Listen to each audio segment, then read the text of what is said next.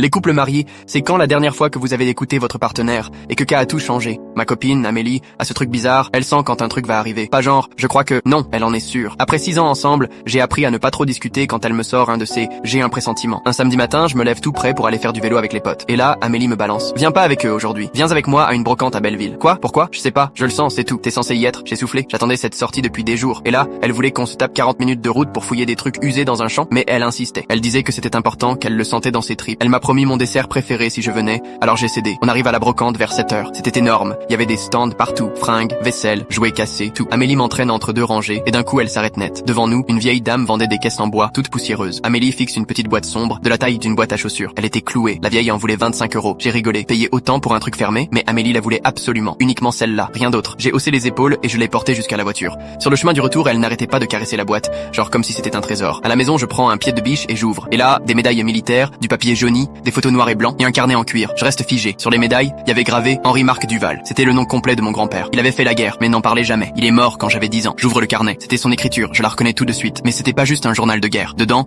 il parlait d'un coffre qu'il avait enterré, rempli d'obligations et de pièces d'or. Il avait même dessiné une carte, un grand chêne derrière une vieille cabane, sur son ancienne ferme. La ferme était toujours dans la famille, même si elle tombait en ruine. Le lendemain, on prend des pelles, le carnet, et on file là-bas. La cabane était toujours là. Et derrière, le chêne. Pile comme sur la carte. On commence à creuser. 1 heure plus tard, ma pelle tape du métal. On sort un coffre, genre boîte à outils, mais plus lourd. Dedans, des pièces d'or, plein d'obligations et des lettres. Des lettres à une certaine Élise. Des lettres qu'il n'a jamais envoyées. Il expliquait qu'elle était sa fiancée avant la guerre, mais qu'elle était morte dans un accident pendant qu'il était au front. Il avait jamais parlé d'elle à personne. Trop dur, trop de douleur. Les pièces valaient une fortune, mais le vrai choc, c'était cette histoire d'amour qu'on n'avait jamais connue. Ça expliquait pourquoi il avait toujours ce regard triste, même quand tout allait bien. Si Amélie n'avait pas eu son fameux pressentiment ce matin-là, on aurait